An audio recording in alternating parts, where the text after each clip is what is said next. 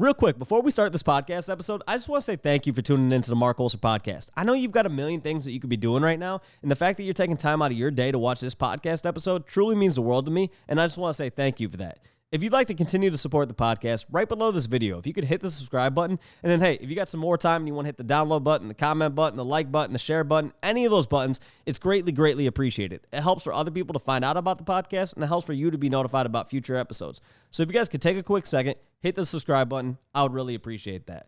Outside of that, this episode and every other episode is brought to you guys by Roast Umber Coffee. As some of you guys know, I co-founded Roast Umber Coffee, and we have the greatest farmers in Guatemala and Honduras and the greatest roaster in Grand Rapids, Michigan, all to bring you guys the greatest cup of coffee possible. So if you'd like to try it out, go to our website, use the coupon code MARC30, and you're going to get 30% off your coffee.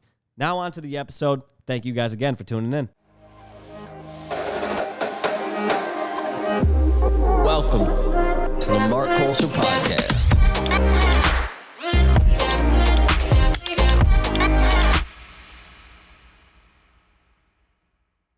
Eden, are you ready to rock this? I'm so ready. Is this third time? Born ready. Second. Second time? Second time. I feel like technically third because didn't you come over one day and we were like, we're going to record, and then we were like, well, we didn't really prep enough. Yeah. But that doesn't count because we didn't record anything. That's true. That's true. So I feel like this is true second time. Okay, we'll go with that. We'll go with that. Yeah. But, so first off, let's start off with how was the Lakers game last night? Movie. Yeah, so that was my first NBA game ever. Pretty good one to have as your first game. Yeah, I don't think there's not many that you can go to that are better than that. Yeah, so the bar's pretty high. Yeah. I don't know if it can be topped. Austin Reeves is him. Definitely. I was telling everybody in the crypto.com arena that Austin Reeves was him. There we go. Because it's facts. And that half court shot was just icing on the cake, honestly. Yeah, it was a really fun time. I don't watch a lot of sports, but definitely do watch basketball, hockey, sort of infrequently. So like being at the game was just like a really great experience. Saw Kim K. There we go. Down in the courtside with the North. So that was an experience and a half. Haven't seen a celebrity like that before in my life. So yeah, it was pretty sweet. There we go. Yeah, it looked like an awesome time. I was like, I want to go, but then I was like, I have so much editing I need to do. And sometimes I'm like, Marc, you got to be responsible and know when it's like time to pull back, get some work done. For sure. Needed to get some work done. Got to put out this podcast afterwards. So I got to edit these. Yeah. But hey, now that I got the whole AI editing down, it's going to allow me to put out podcasts faster and everything like that, which is beautiful. So I'm excited for that because I don't mean I can put out this episode faster. So what do we call this? Like Pod GPT? Podcast yeah, GPT? Basically. Yeah, Edit GPT. Edit GPT.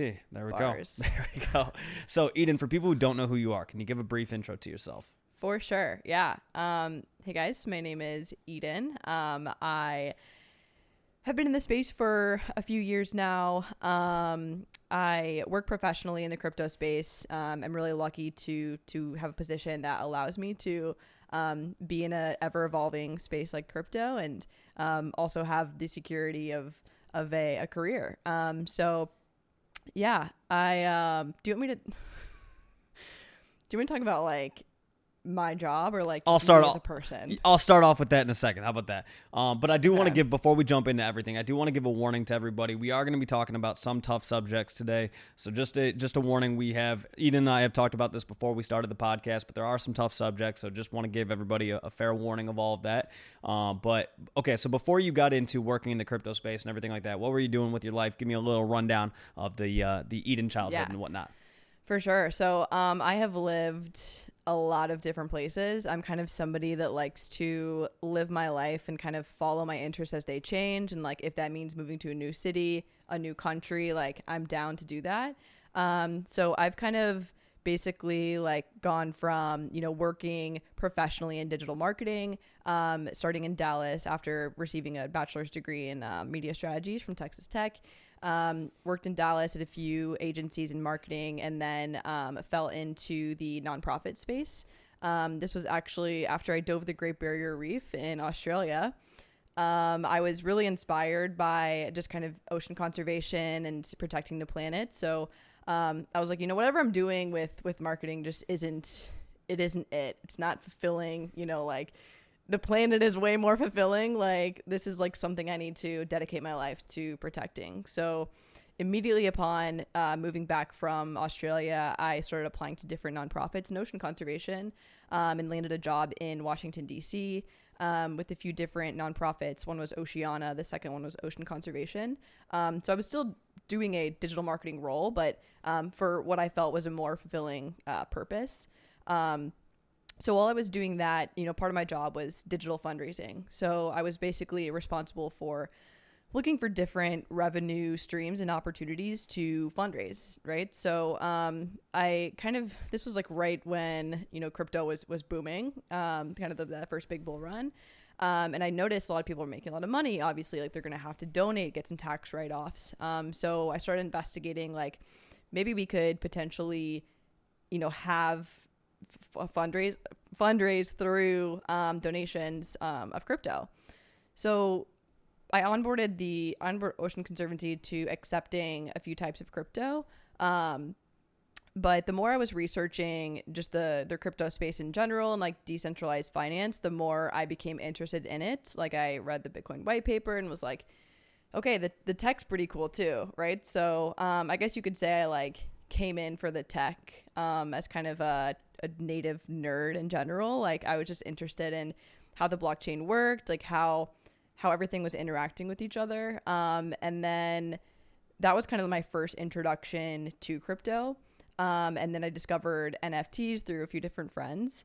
And then I just started shipping myself to all these different crypto events. Like I would just rock up by myself, not knowing anybody. I went to NFT NYC on my own, went to Bitcoin Miami on my own, and started just meeting a bunch of people, right? I was just kind of threw myself in, was meeting a ton of people, like Bored Apes, Solana folks, like just everybody, like trying to get my hands on everything, learn everything, and just do my research on the ground. So in combination with doing that and kind of sharing my thoughts on Twitter, like jumping on Twitter Spaces, I was recruited to the job I have now.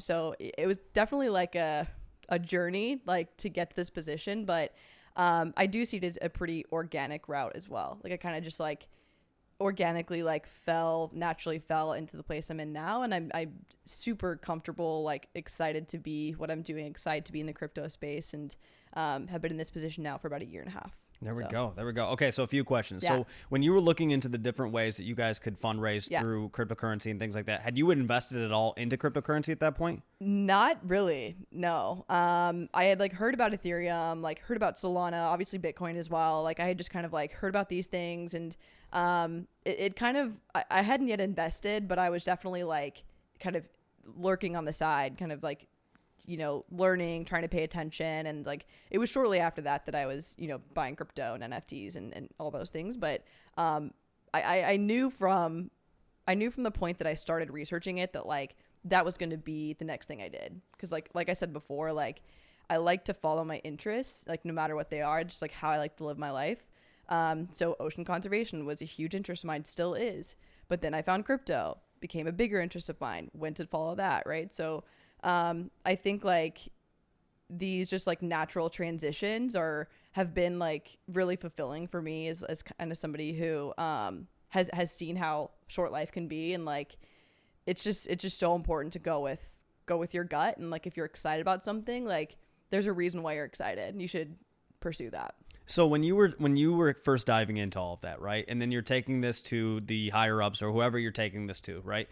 How did you, I guess, onboard them into it? Because you're a super curious person. You're also somebody who's very smart and articulate and everything like that. So I would assume like when you talked about, okay, I started reading up on the Bitcoin, started reading the Bitcoin white paper and everything like that.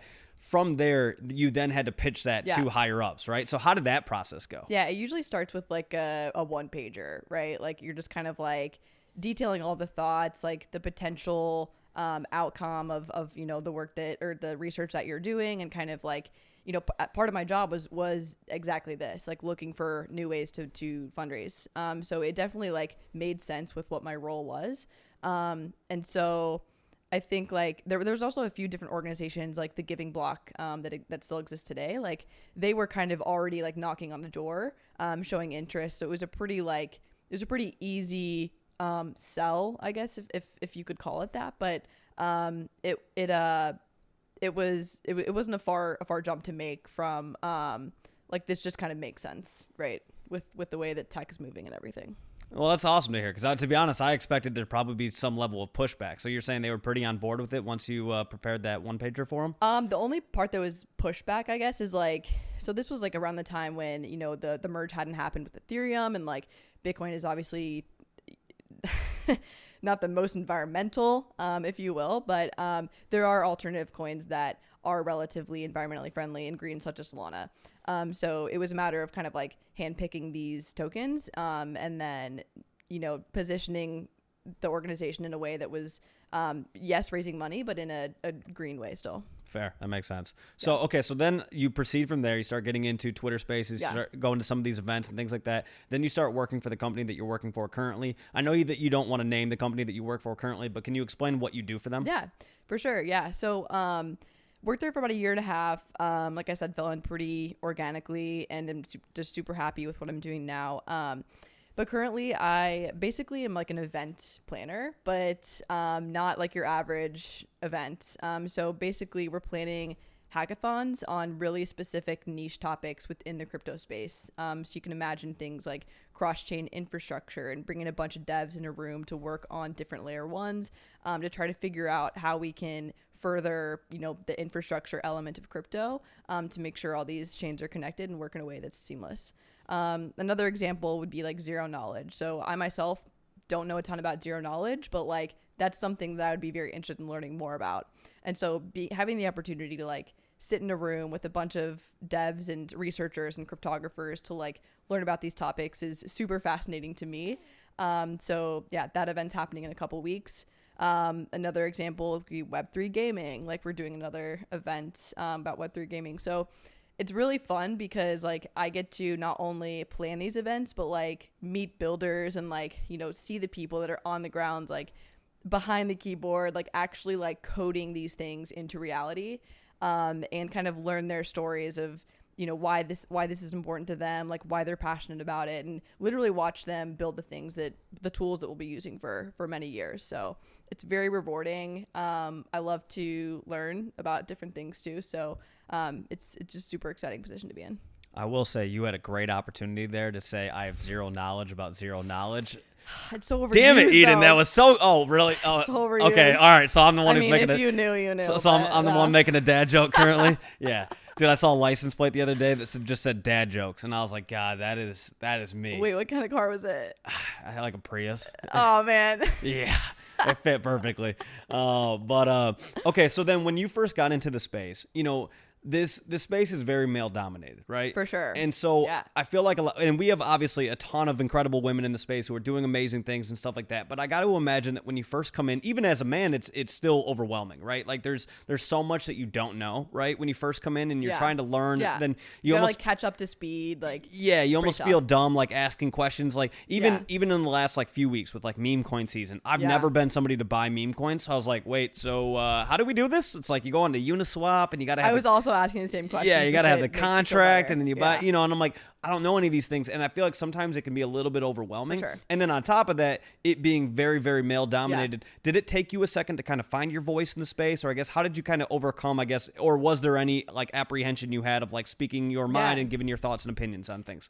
Short answer, no. Like I never felt at any point that like it was harder to be a woman in this space. Like I realize that other women have experienced that, and like I feel for that, but like personally speaking, like I never felt that I had like less opportunity or like, you know, less chance of like meeting somebody or like messaging someone and not getting a reply. Like it wasn't something. I'm a pretty confident person. Like I kind of you know have worked my way up and kind of do my research, right? I read a lot of white papers. I read a lot of things to educate myself anyway, but yeah, I think just a matter of like putting yourself out there, honestly. Like anybody can do that, right? I guess it can take a type of personality to be comfortable with that, but jumping on Twitter Spaces was like one of the best things I ever did, starting out in the space, because you know, everybody's just coming together, kind of sharing their thoughts, like from different parts of the world, like different backgrounds, and like that honestly was like the number one place where I learned everything, like definitely like the foundation of everything, because like people are very willing, I found in this space to help other people, generally speaking, like help you set up a wallet, like help you understand best security practices. Like generally speaking, most people are pretty easy to talk to. Like you could DM anybody in this space and they'll be pretty likely to help you, which is I think a little different than other spaces. Have you always been that confident of just being willing to like put yourself out there? Because even like 100%, yeah. I remember like the first Twitter space I did, I think it was a Shill and Villain space, and he calls, okay, that's a big one. yeah, and he calls on me, and I forgot to unmute, and so he's like, "All right, Mark, what's your take on this?" And then I forgot to unmute, and he was like, "Oh, we got another bozo who doesn't know how to unmute," and I was like, "Oh my god, this is so embarrassing," and I was like petrified to speak after that, and I think it took me like 2 weeks or 3 weeks after that before I was willing to unmute on a Twitter space and things like that. And so for me, even though I would say I'm a pretty self-confident person, it was a little overwhelming for me at the beginning of feeling like that confidence to kind of give my take on certain things, because I also don't come from things from a tech perspective.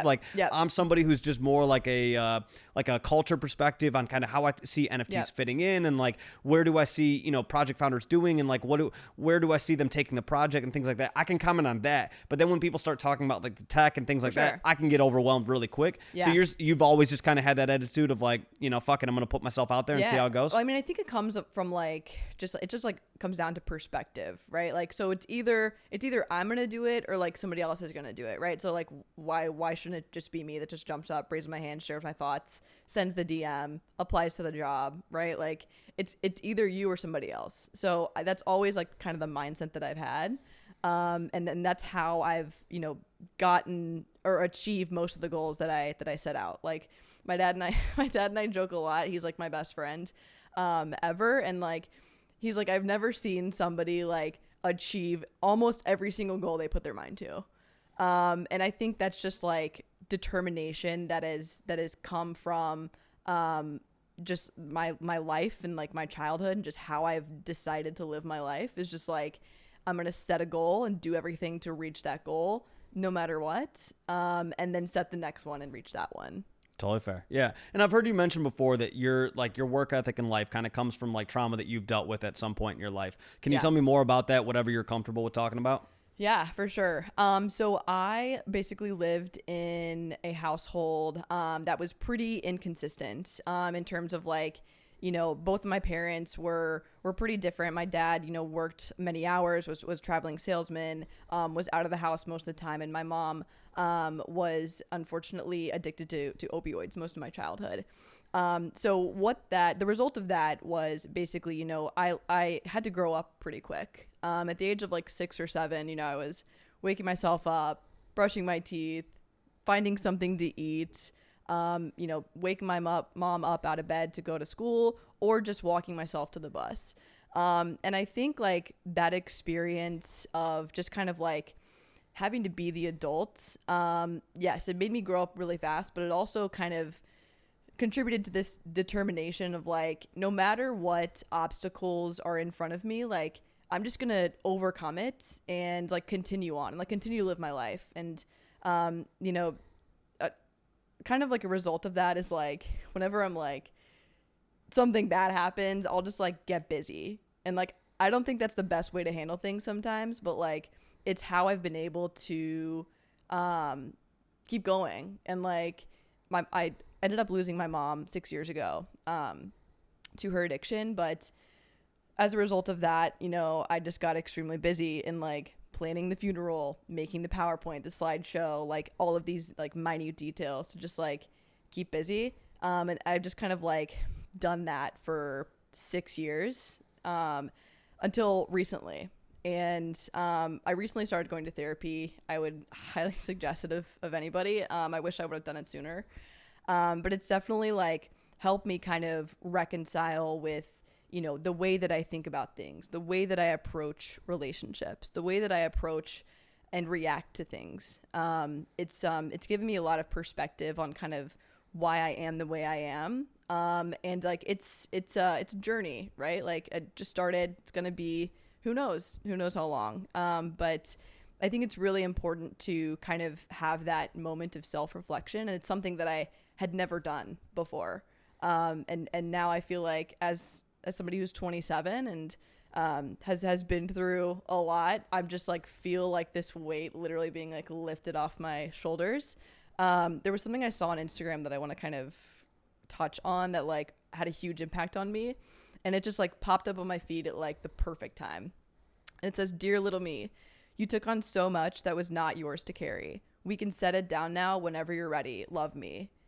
And it was just like, it was so profound because I was like, oh, like it clicked. I was like, I have been the adult for so many years. I've like carried all this stuff for so many years. It's like, I'm ready to like put it down now. Like pick it up, put it down, take the armor off. Like it's time. And so that's been like a really great result of everything. And yeah, like I think a lot of people experience trauma in different ways, but it's so important to take care of yourself, take care of your mind, and kind of realize when like you just need a pat on the back to yourself, show yourself some love, right? Like it's so important. I think, you know, from personal experience, like I get super busy and I neglect like, you know, my brain. And I think kind of taking a minute to pause and take a deep breath and kind of realize like, hey, you're doing okay.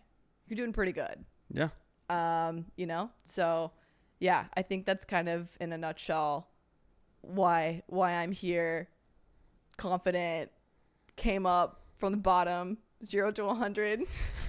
I think in a lot of ways, the older we get, the more we reflect on the things that we've gone through in life, right? And we talked a little bit about this before we started the podcast, but whatever the worst pain that you've ever felt in life is equivalent to somebody else's worst pain they've ever felt, right? And I feel like the older we get, the more we realize how much we've dealt with and how much we've overcome, right? And so your trauma response at the time was to keep yourself busy, right? And you did that, and you've kept yourself busy, and you've kept yourself accomplishing so many things, and you've kept yourself going from one thing to the next, and always kind of having that. And then I think it's important that as we get older, we reflect on the things that we've gone through, and we start doing things like therapy where we can start to unpack everything that we've dealt with so that we can move forward in a productive way, right? Because life is fucking hard. Like that's the biggest thing that I've learned is like, it is really difficult. Yeah. And for everybody who's listening, it's like everybody's gone through something that's just been incredibly difficult. And I think the more that you unpack that, the more that you do great things. I think therapy is beautiful. Like it's I love hearing that because I think green flags all around. Anyone in therapy, green flags right away. It's something so powerful to learn about yourself, right? Because I feel like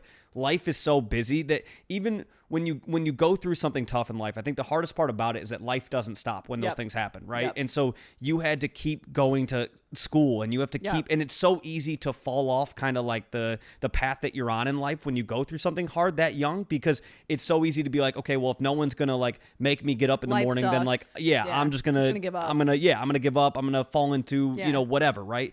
And the fact that you were able to overcome so much and to deal with all of that, and it makes you obviously into the person that you are today. And then, you know, when you go to something like therapy, you're able to learn so much about yourself and able to, I guess, what has been your biggest takeaway from, you know, starting off on kind of the therapy journey? What's been the biggest takeaway from you so far? Man, there's a lot. I think the biggest takeaway is like, I've always thought that like, I've struggled with like empathy and like just like feeling other people's emotions, because it's like, but like all these things have happened in my life, it's so hard. But like, as you were saying, everybody has different forms of pain, different levels, and it's like, it's not about like comparing, it's about just resonating with that emotion of just feeling upset or sad or not doing your best. So I think the biggest takeaway for me has been like learning how to kind of reapproach empathy and like listening to other people. Like, I feel like in the past few years, I haven't been the best friend to like a lot of my closest friends. And it's just because, like I said, I have had this armor on of like, must protect myself at all times. Like this, like constant, like there's a fire around me. Like, I'm just gonna protect myself. But, in all reality, like, you can't have like genuine human connection until you are vulnerable, that you open up and kind of listen to people and kind of try to help them and resonate with how they're feeling. So I've been able to learn just kind of how to relate to people's feelings, and less so about like, oh, but it's not that bad, right? Because like that's the worst thing. I think that's the worst thing somebody can do. Yeah, I think it's empathy is a very, very powerful thing. I think communication is another very powerful thing, and then vulnerability. And it's like, I think like the first time in life where I actually like opened up to somebody about some shit that I had gone through when I was younger, I openly cried, and I'd never cry. I'm just like, I'm the type, I guess, I stay stone faced like all the time, and I weeped like a baby, and I was like, damn, Let's like, go. yeah, and it was something where I like felt this like sense of like relief after that, because I was like, damn, I just unloaded so much that I needed to get off my chest, right? And that person has stayed a special person in my life as a result, because they were the first person that were able to crack my armor, right? And I think it's something now where I'm way more comfortable having a vulnerable conversation, and it's something that I now enjoy truly being able to get to know somebody, because I also feel like if you're not able to have those vulnerable conversations with somebody, how well do you really know them, right? Yeah. And so I think it's really powerful when you can have those vulnerable moments with somebody, and then also have the really fun and light moments, right? And everything and everything in between.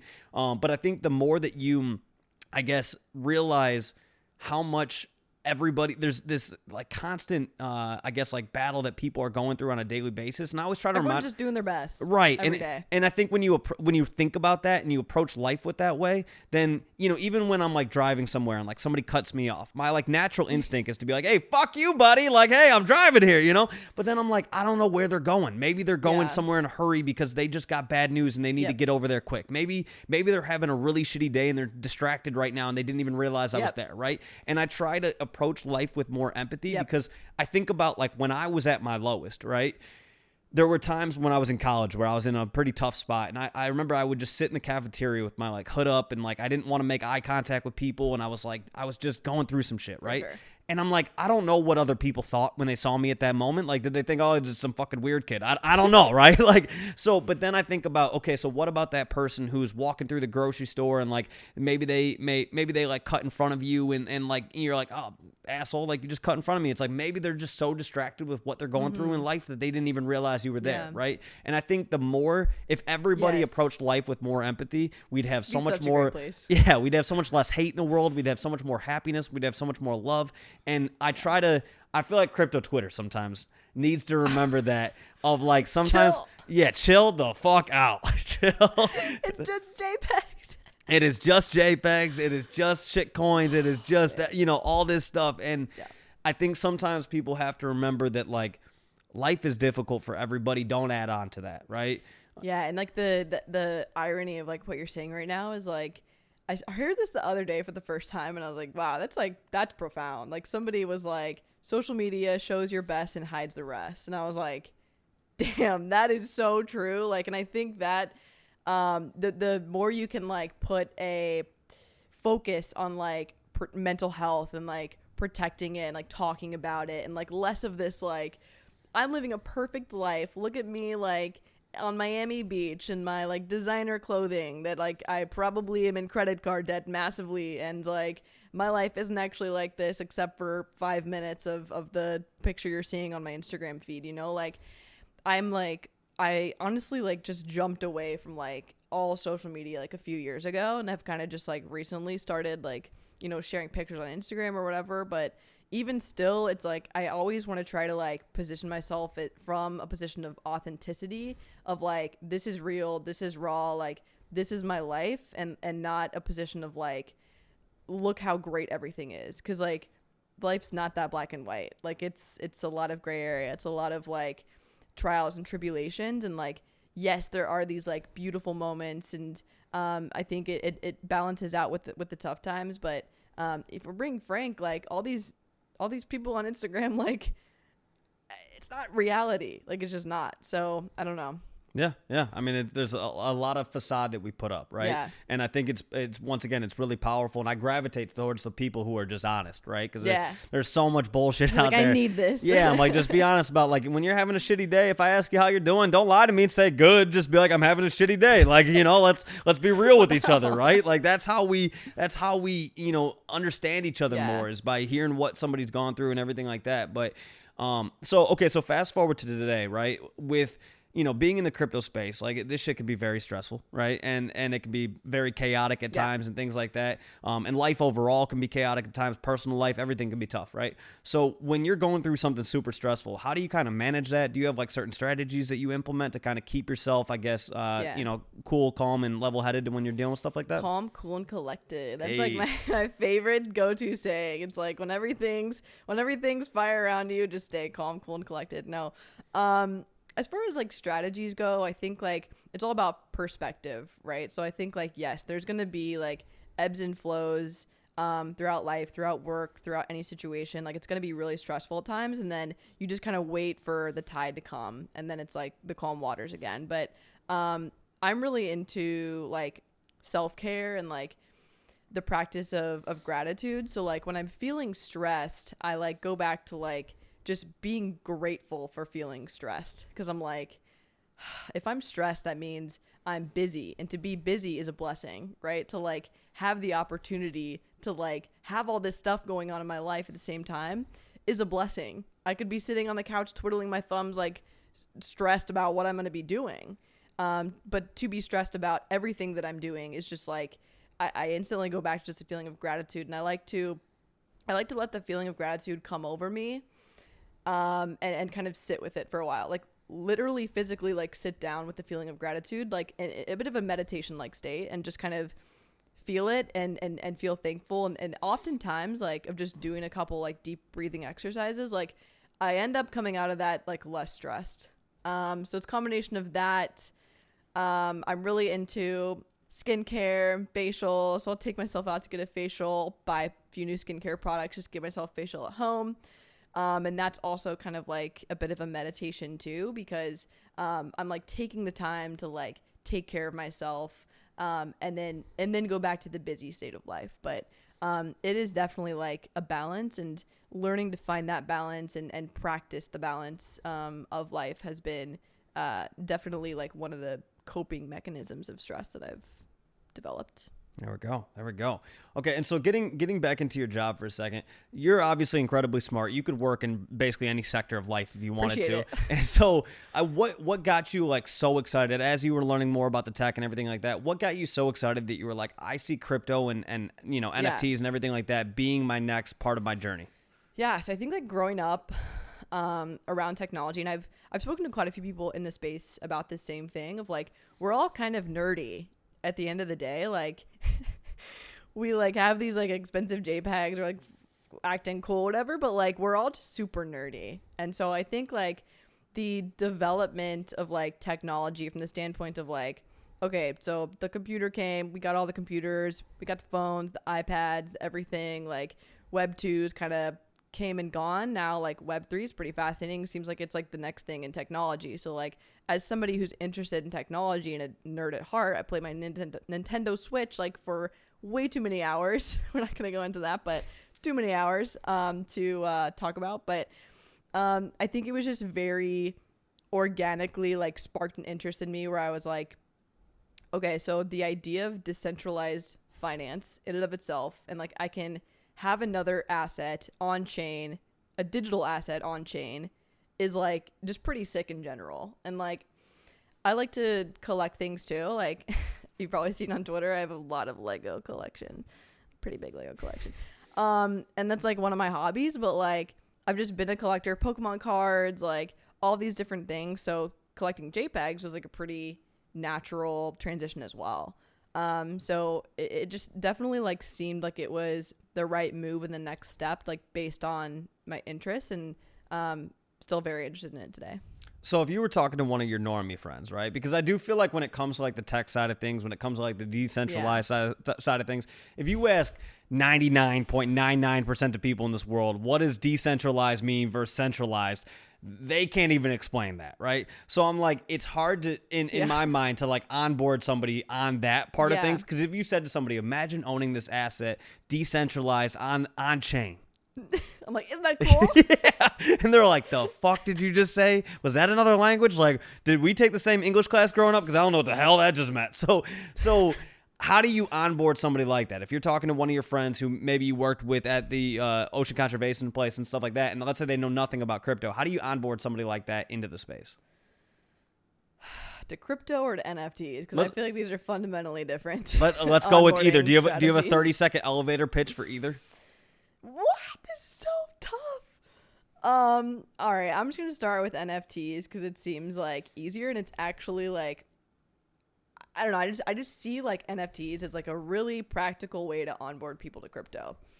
And the reason I think that is because like fundamentally, like you can argue with me all day that like an NFT should have the utility of literally like a millionaire's like membership where you have yachts, private jets, whatever. But I think fundamentally at the end of the day, an NFT is a digital collectible. And so there's going to be an argument to be made of like if somebody's interested in art, they collect things, they're interested in owning like a one-of-one of something, then it's a pretty easy sell to, encourage them to potentially own a digital asset, or a digital collectible. But in terms of like crypto, like I think it's I do think that like NFTs and crypto are a different audience. But like whenever you're going out to buy an NFT, you basically have to go through like every single step of onboarding to crypto that you would of just like buying crypto, right? So in order to like buy an NFT, you have to like create a wallet, save your seed phrase, like go do some research on like different communities, learn how to connect your wallet to the marketplace, like purchase crypto, transfer the crypto to your wallet, buy the NFT, mint the NFT if you're minting it, and then figure out how to list it on the marketplace. So you're going through like every single journey as you would of like just buying crypto with like a couple additional steps, and like learning every way. So once you do that one time, you're like pretty much onboarded to crypto. So do you think that's a limitation that we have then? Because my thing is, yeah. Because I feel like that 10-step process is a lot. It's too long. Yeah, it's absolutely like not easy to interact with blockchain right now. But I think that's the reason why like I'm so passionate about what I do and like planning these hackathons and like giving developers the resources to create the tools that we need to like develop this space. I've said this before in a Twitter space that I really believe it to be true. Like if you consider every layer one as like a city, then like a city needs all these different things to work, right? And so you need roads, you need bridges, you need buildings, you need people, you need like all these different elements that can be, compared to pieces of infrastructure on blockchain, right? Like infrastructure in terms of like interoperability protocols that allow you to move assets from one chain to another, different types of exchanges, like different pieces of infrastructure development that can be directly related to like a city as well. So I think like until we get to the point where we have like fully, capable operating cities, it's going to be difficult because we don't have the infrastructure tooling available to make it easy. But that's why I'm so bullish on people that are building, tools that make interacting with blockchain easier, like seamless, frictionless. Like that's what I'm most bullish on. It's not the like overdone, I'm not going to say what I'm thinking, but like the tool that's just like been done over and over and over again, and you just like, or like something that you just apply blockchain to that's like not really needed, not really solving a problem. Like I'm less interested in that and more interested in like what's going to make this space like easier to use, easier to onboard people, and not feel like archaic in a way, because right now some of it definitely feels archaic. But I think there's a long way to go. There's a lot of things to be built. And like, I just love watching, developers' minds specifically, like figure out the problems and like create the tools that figure out the problems. I think it's just like fascinating. Yeah, I'm a big fan of simplicity. So anything that makes life simpler in any way, I'm usually gonna be bullish on. I'm usually gonna tell other people about. For right? Sure. And I feel like that's one of the biggest things that when I get bricked up when I hear somebody talk about something that makes the whole experience easier, because I'm like, the term onboarding is easily the most overused and like annoying term in the space, right? Because we hear it all the time. We hear bridge the gap between Web 2 and Web 3. We hear all this shit. I've said it a trillion times myself, right? But like, I also do know we do need to actually grow the space, right? That is important, right? Yeah. Like we are way too much in a bubble currently, right? And I think there's times that we just hold ourselves back with all the terminology that we use, even cryptocurrency. Why don't we just call it digital currency, right? Like, it's like we make digital assets. Yeah, digital assets instead of NFTs. Like, we make everything more difficult than it needs to be sometimes. And I'm like, dude, what we're doing is cool shit. We make it even more difficult to get the average person involved. And I'm like, man, we need to get those people involved who don't really give a shit about the tech. Like, that's the reality of it. We need to keep it simple, keep it fun, because right now when we talk about onboarding somebody, it's an hour spiel that we got to give. For sure. And it should be a 30-second spiel, because you think about like an app that you use. If there's like, I don't know, like whatever app that you use that's like a random one that you've been, ClassPass is one that I've been using recently, right? And I'm like, somebody's like, oh, what is ClassPass? Oh, it's an app where I can download it and buy credits, and then I can go take workout classes at different places all over the city and go try out a different place without having to sign up for a membership there. I have credits that I can use to take that class. Boom, easy. I could onboard somebody. Are you a brand ambassador for ClassPass? I should be. I've onboarded a ton of people into it, right? It's so easy for you to onboard somebody into that. It's a 30-second elevator pitch, right? That's my biggest issue that I want to see with like crypto and NFTs and like all the developers and stuff. I'm like, dude, just make it super, super simple and stop creating new terminology that's so different from what people use in day-to-day life, because we already have a difficult thing to like get people into this to begin with. Don't make it more difficult by making the terminology as difficult as humanly possible to understand. Is that something that you guys talk about at work, like with these events and things like that? As much as you guys are doing these events that are focused on people in the space, do you guys also focus, or is there talk of like doing events in the future that would bring people in that don't know anything about this?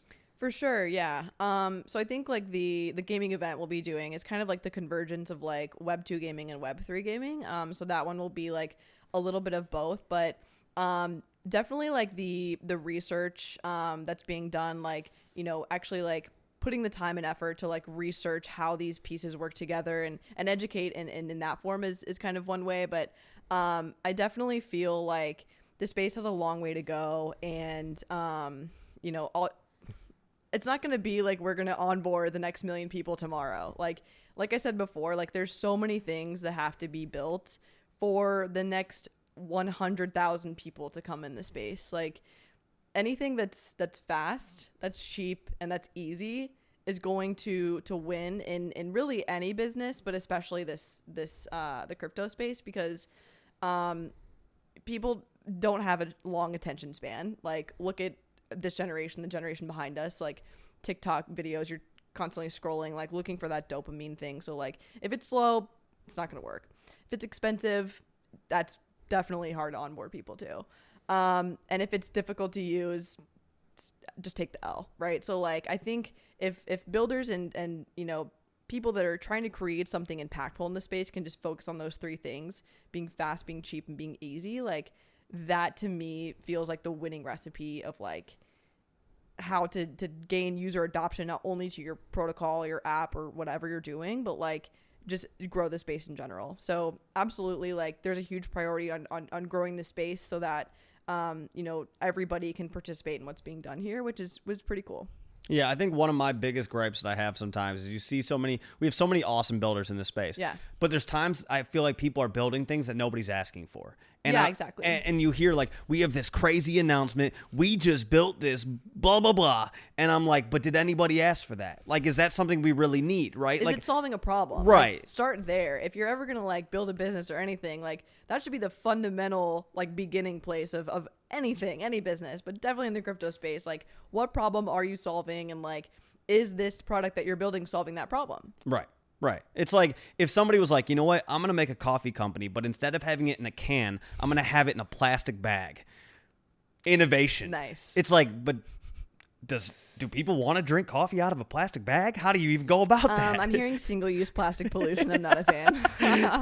Please save the turtles. and that's the stuff that I feel like sometimes it's like, what are we building that for? Like, build something that people really, really need, and they're going to tell other people about it. That is the easiest form of marketing in life, is build something that people benefit from, and they're going to tell other people about it, right? And I that's think what excites me. 100%. I'm right there with you. So, okay, so as somebody who's gone to a ton of these events, obviously helped put on some of these events and things like that, what do you think we could do better with all these different crypto and NFT events? Broad question, I know. What could we do better? I think like a core part of a lot of these events is like the content and programming. So what I'm referring to specifically is like panels, keynotes, fireside chats. Like these types of learning opportunities are pretty important, right? So like I think taking the time to like really strategize about, you know, who are like the most fundamental people working on this specific project that we could bring together in one room, educate a bunch of people on that topic, and then potentially on the other side at the end of the event have a newly created product based off of what was learned from all the rest of the subject matter experts that you just heard from. Another thing is like, definitely at the NFT events, I just feel like there's a lot more priority on like the like side events and like the parties and like whatever. And like, while that is like fun, it's like, how does that actually like impact the growth of the space in and of itself? So I think it's like a balance of both. Like, yes, this space is really fun. I want to have fun. I want to go to DNYC and all these other events too. But like, I also want to like learn as well and like make sure that I'm not falling behind while everyone else is, you know, reading white papers, listening to podcasts, like trying to educate themselves. So yeah, I'm just bullish on any like event planner or anyone that's like trying to like bring together the brightest minds in the space, so that we can educate others and come out on the other side with a dope product.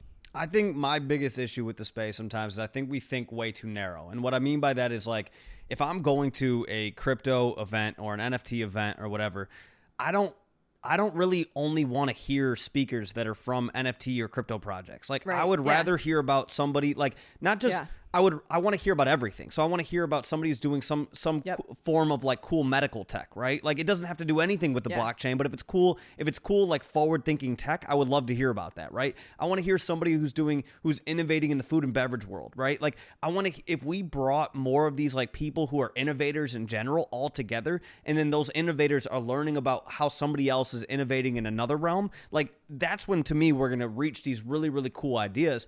The issue that I feel like in times, and this is more not just the NFT space and crypto space, but life in general, is sometimes we go so niche with things that we're like, hey, we're talking about this one subject and we're talking about this like very detailed aspect of it. And it's like, dude, if we open that up to more and more people who are, you know, for example, if like, if we were talking about like NFTs have a huge effect on like pop culture, right? Yeah. So if we were bringing somebody else in, if like the CEO of Supreme was coming in and talking about like the pop culture and how they found a way to like make Supreme this like huge pop culture item and how they can just put Supreme on anything and people will buy it, then people would be willing to listen to that, right? If you had somebody from Nike who came out and talked about how Nike looks to get their products in the hands of like up and coming athletes and things like that, it's like all these things they're indirectly related in a lot of different ways. And once again, somebody who's building something in like the medical tech world and things like that, it's like there's always some sort of overlap. And like the more that we bring these really, really smart minds together and just have those people meeting and connecting and learning about one another and what they're doing, that to me is how we're going to advance even more versus like just kind of being in our own little box. You make a really good point of like, these crypto why is there a difference between like technology events and crypto events? Yeah, it makes no sense to me. Like blockchain is a piece of technology, right? So like I don't understand why there's just like crypto conferences. Like why is it not just like technology conferences and like all these protocols are a part of the technology conference? Right. Because I think it's like, it's like putting yourself in a box and then you're hearing from, you know, all the same people. Yes, there's nuggets of new ideas sometimes, but like if I'm being frank, like I'm looking for, and I'm still, kind of twiddling my thumbs sometimes of like, what's the next kick-ass innovation that like is actually going to change this space? Like they're far and few between. And so, yeah, you make a really good point of like kind of overlapping. It's like, yeah, we're in this bubble anyway. Like it's not gonna grow the pie for anyone if we just kind of continue to have the same conversations, go around in a circle. Like you have to start looking at other industries as well. And like I think there is a lot of interest from Web 2 into Web 3. They're knocking on the door. They're looking to kind of investigate and see what's going on. Like you see big brands coming in the space every single day. Like, yeah, I'm waiting for the crypto conference. It's like just crypto, not even a crypto conference, just like tech conference. A forward-thinking conference. Yeah, and like yes, maybe blockchain's a fundamental huge part of it, but like don't call it a crypto conference. I think it's actually turning people off. Right. I think that's the thing where I look at one of the biggest things I think helped the advancement of cryptocurrency is a company like Robinhood, right? It made it easy for people to buy crypto who knew nothing about it, right? So you found a lot of people who were buying like Dogecoin and Bitcoin and things like that through Robinhood, right? And even if like, yes, Dogecoin is a shit coin, but like getting somebody to buy that for the first time is an advancement, right? So then why don't we have like, and there are some people who are not a huge fan of the CEO of Robinhood, but like I would love to hear him at a conference, right? I would love to hear the CEO of Venmo talk about how they onboarded so many different people and how now I can send a payment directly through my iMessages to somebody. I would love that talk. Like put them both on a panel together, right? Have them hash it out. There are so many different things that I'm like, why aren't we having all of these people all coming together? I would love to hear the CEO of Acorns talk about how people can, they can basically. Are you familiar with Acorns? Yes. Okay, it like invests like pennies, like small change amounts. Right? You connect your bank accounts, and then like as you make a transaction, if you buy like a coffee for $4.50, it then rounds up and invests that 50 cents into stocks and things like that. I would love to hear about that. Like there's so many different things where I'm like, when we're only talking about NFTs and crypto and everything like that, we're limiting ourselves. The amount of people who are interested is like that amount. Yeah. So why not open the pie up to people who are interested in just, once again, forward thinking things in general? And that's my biggest gripe with the space sometimes is like the people who are talking. I agree. You're only attracting people who are already balls deep in crypto and NFTs. It's like, dude, open it up to people who are forward thinking, who may not be in the space yet, but would be interested once they hear the incredible smart people we have in the space. Yeah. And maybe there are like panels like this already and like events like this that exist already. And like, I'm not discounting that there aren't, there probably is, and I just haven't been to them. But like, yeah, I do think there could be like more focus on this in general. I think maybe the closest one to that would be like VCon. Sure. Yeah. There's a pretty wide range of speakers and things like that, and I think that's great. But it's like, I think we should have that. That should be the norm. That should be the norm. We should have more and more events like that. We should also have like small pop-ups in different cities on a more regular basis that are more things besides just NFTs and crypto. I've been talking to people about events lately, and the number one question is like, do we limit it to people who are like within the space? And I'm like, no, stop doing that shit. No, bring other people in. I don't care. Like, normalize it where if somebody's getting to know you and they say, oh, hey, Eden, what do you do? Oh, I work for such and such and I do such and such for them. Oh, that's very cool. Normalize the conversation versus making it where you're already talking to somebody who already knows about it. You'd rather hear from somebody, oh, explain that. I'd love to hear more about that versus the like, oh, okay, cool. Like there's the people who are, when you bring more people in, then there's going to be more curious questions. And that's how we get growth, is from curious questions. We don't get growth from all of us just sitting there and having the same conversations that we already have on Twitter Spaces. I literally know every single person in this space at this point. Like, every one of you MFers, I know you all. 100%. So, okay. So my next question for you is, as somebody who's kind of had an inside look on a bunch of different NFT projects, what do you think is the biggest indicator to you in your mind of what leads to a successful NFT project? Community 100%. Like your holders at its core are the most critical and fundamental part of any NFT project. And there's many reasons why I think this is like the obvious answer, but it's like, it is the most important element, because I know like when I first got into NFT trading, like I spent a lot of time just kind of like listening, learning, researching, seeing how these kind of holders interact with one another. And like the one thing that I always came back to was like, what is like the strongest community, has a biggest presence on Twitter, is like interacting as if they're all friends with each other, and like who are these communities? And those have been like my best investments, period. Like hands down, it's that, and then also like following things that I'm interested in as well. But yeah, I would say like community is 100% the most important part, but there's also like another layer to that's really cool, because you know, owning a specific NFT, you can travel around the world and have friends in each one of these cities, and like there's not many other industries that you could say the same about, or like that I personally haven't experienced that. But holding an NFT and being a part of this, you know, different communities is like, yes, I can travel around the world, say in the group chat I'm in this country or continent, and like immediately be able to meet up with 3, 4, 5 individuals, which is honestly to me enough utility for an NFT project, period. Like I've met some of the coolest people, like yourself, Marc, like some of my best friends that I will know I'll be best friends with for many, many years. And all of that comes down to, you know, the NFT communities I'm in. Yeah, 100%. I mean, I say all the time to people when I talk about like onboarding people into the NFT space, I talk about like being in LA, it's this huge city, right? Yeah. And it's tough to meet people because like sometimes it's like you're not always going to just go up to some random person in a bar and be like, "Hey, I'm Marc, nice to meet you." Like, I like your shirt. Yeah.